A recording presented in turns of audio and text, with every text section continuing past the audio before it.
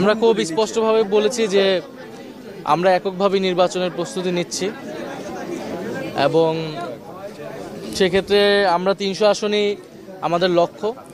তবে যারা ফ্যাসিবাদ বিরোধী এবং গণতন্ত্র প্রতিষ্ঠার লড়াইয়ে অগ্রণী ভূমিকা পালন করেছেন, সেটা খালেদা জিয়ার কথা আমাদের নাসিরউদ্দিন পাটোয়ারি বলেছেন।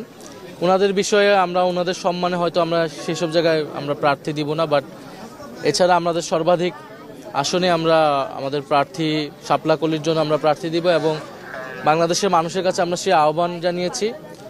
এবার বাংলাদেশের ইতিহাসে নির্বাচনী যে সংস্কৃতি, যে আমরা দেখি যাদের টাকা আছে, যারা এলাকায় গডফাদারগিরি করে, তারাই নির্বাচনে দাঁড়ায়, আমরা সেই সংস্কৃতিকে এবার চ্যালেঞ্জ করতে চাই।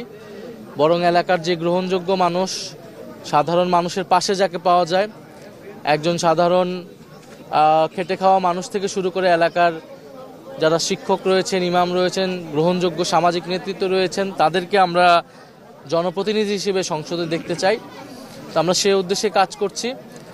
আর সমঝোতা বা জোট বা এটা আমরা বলেছি, এটা অবশ্যই একটা রাজনৈতিক বা আদর্শিক জায়গা থেকে হতে পারে।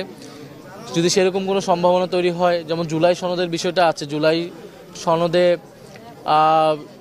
এই আমাদের যে সংস্কারের দাবিগুলো আছে, এই দাবিগুলোর সাথে যদি কোনো দল ঐক্যবদ্ধ বা সংহতি প্রকাশ করে, সেক্ষেত্রে আমরা জোটের বিষয়টা হয়তো বিবেচনা করব। বাট আমরা এখন পর্যন্ত এককভাবেই আগাচ্ছি।